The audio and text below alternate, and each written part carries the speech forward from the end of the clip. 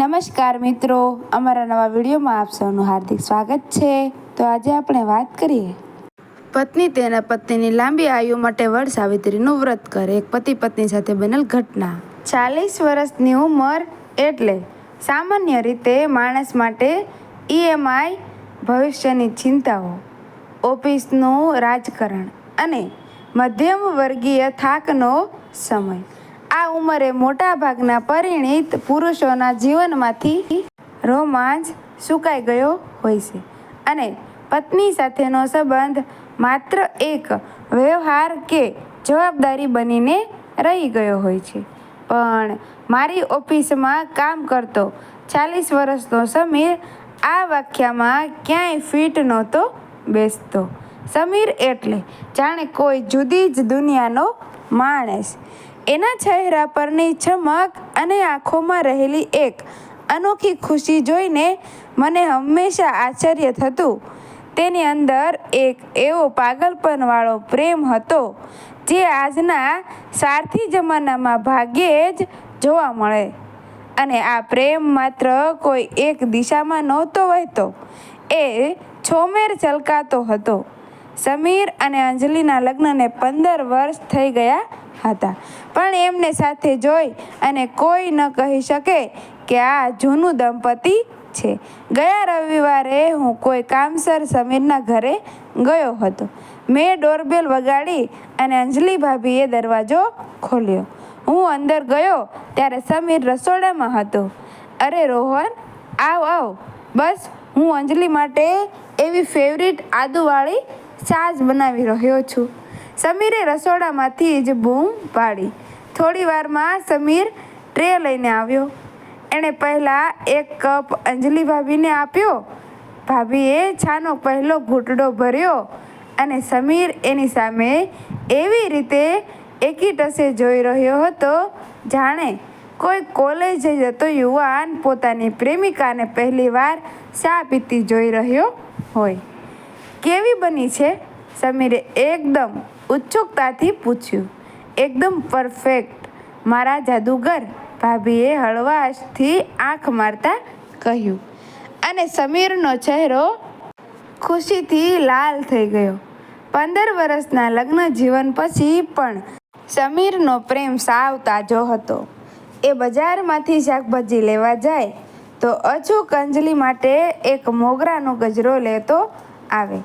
ક્યારેક બંને બાઇક પર જતા હોય અને ટ્રાફિક સિગ્નલ પર ઊભા હોય તો સમીર અચાનક પાછળ કરી ફરીને અંજલિના ગાલ પર આંગળી ફેરવીને કહી દેતો, આજે તું આ સાડીમાં બહુ સુંદર લાગે છે હો.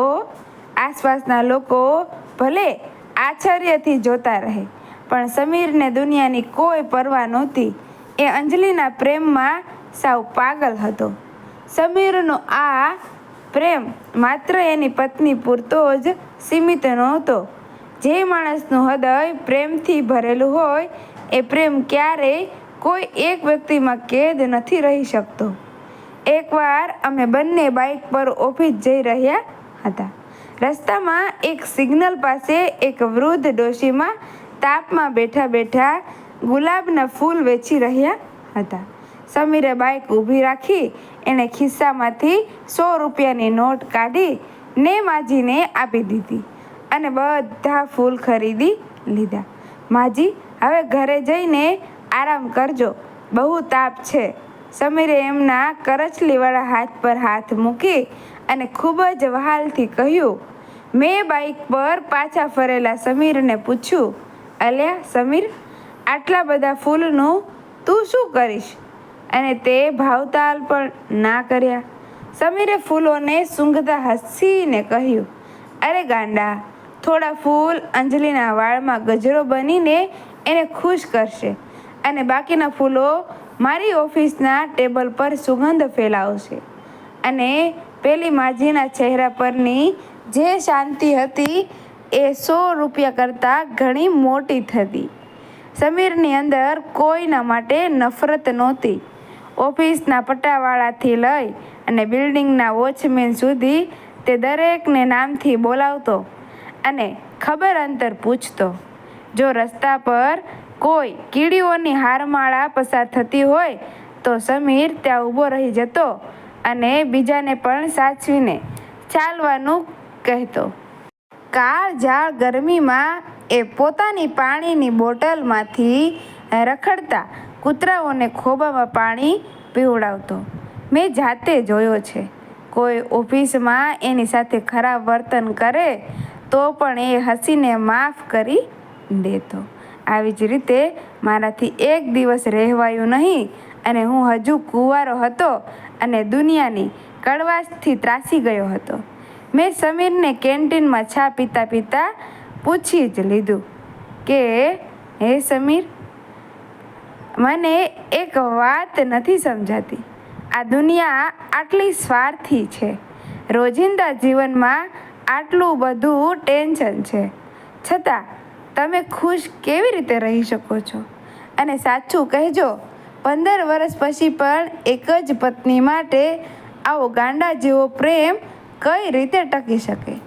તમને આ ઝાડ પાન, ગરીબ લોકો અને કૂતરા બિલાડાઓ પાછળ સમય અને પૈસા બગાડવાનો થાક નથી લાગતો?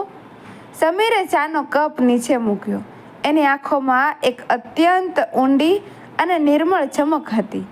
એણે મારો હાથ પકડી અને જે જવાબ આપ્યો તે મારા જીવનનો સૌથી મોટો પાઠ બની ગયો. રોહન, તને લાગે છે કે હું અલગ અલગ લોકોને કે વસ્તુઓને પ્રેમ કરું છું? ના ભાઈ, વાત એમ છે કે મેં મારી અંજલિને એટલો ગાંડાની જેમ એટલો નિસ્વાર્થ અને ઊંડો પ્રેમ કર્યો છે કે મારી અંદરથી નફરત, ક્રોધ અને સ્વાર્થ માટે કોઈ જગ્યા જ નથી બચી. સમીર ઊંડો શ્વાસ લઈને બોલ્યો, લોકોને લાગે છે કે પ્રેમ એક બેંક બેલેન્સ જેવો છે. જો પત્નીને બધો પ્રેમ આપી દઈશું તો દુનિયા માટે કંઈ બચશે જ નહીં. પણ સત્ય એ છે કે રોહન, પ્રેમ એ મીઠા જળના કૂવા જેવો છે. તું જેટલો ઉલે છે એટલો એ નવો ભરાય. જ્યારે હું અંજલિની આંખોમાં જોઉં છું ને ત્યારે મને એવું લાગે છે કે આ દુનિયા કેટલી સુંદર છે. મારો એના પ્રત્યેનો પ્રેમ એટલો બધો છે કે મારા હૃદયમાં સમાતો નથી. એટલે એ સલકાઈને બહાર આવે. હું સ્તબ્ધ થઈને સાંભળી રહ્યો હતો. જ્યારે તમે કોઈ એક વ્યક્તિને સાચા હૃદયથી પ્રેમ કરો છો ને રોહન, ત્યારે તમારું હૃદય મોટું થઈ જાય છે. તમારી અંદર એક એવો અજવાસ પથરાય છે કે તમને દરેક વ્યક્તિમાં, દરેક પ્રાણીમાં અને પ્રકૃતિના કણ કણમાં ઈશ્વર અને પ્રેમ જ દેખાય છે. પેલી ગરીબ માજીમાં મને અંજલિનું ભવિષ્ય દેખાય છે. પેલા ફૂલોમાં મને અંજલિની સુગંધ દેખાય છે. જે માણસ પોતાની પત્નીને આટલો અતૂટ પ્રેમ કરી શકે એ માણસ કોઈની સાથે નફરત કરી જ ન શકે. મારો આ દુનિયા, આ ગરીબો કે પ્રકૃતિ પ્રત્યેનો પ્રેમ એ બીજું કંઈ નથી, બસ મારી અંજલિ પ્રત્યેના મારા પ્રેમના છાંટા છે જે આસપાસ ઉડી રહ્યા છે. સમીરની એ વાતોએ મારા હૃદયમાં એક મોટો ધડાકો કર્યો. આપણે હંમેશા દુનિયામાં શાંતિ અને પ્રેમ શોધવા બહાર ભટકીએ છીએ. આપણે ફરિયાદ કરીએ છીએ કે દુનિયા ખરાબ છે, કોઈનું નથી. પણ સત્ય એ છે કે દુનિયાને પ્રેમ કરવા માટે તમારે દુનિયાને સુધારવાની જરૂર નથી. તમારે માત્ર તમારી અંદર પ્રેમનો એક કૂવો ખોદવાની જરૂર છે. જો તમે તમારા જીવનસાથીને અનહદ, નિસ્વાર્થ અને કોઈ પણ શરત વિના પ્રેમ કરી શકો તો એ પ્રેમ કોઈ એક વ્યક્તિ પૂરતો સીમિત નહીં રહે. એ પ્રેમ તમારા સ્વભાવમાં વણાઈ જશે. જો તમારી અંદર ખરેખર પ્રેમ હશે તો તમે ખરતા પાંદડાને પણ પ્રેમ કરશો, રસ્તા પરના અજાણ્યા ગરીબને પણ પ્રેમ કરશો અને આખી સૃષ્ટિ તમને તમારી પોતાની લાગશે. સમીરભાઈ જેવા માણસો જ આ દુનિયાને ટકાવી રાખે છે. તેમની પાસે બહુ મોટું બેંક બેલેન્સ નથી હોતું, પણ તેમની પાસે પ્રેમ અખૂટ મૂડી હોય છે જે વહેંચવા છતાં ક્યારેય ઓછી થતી નથી.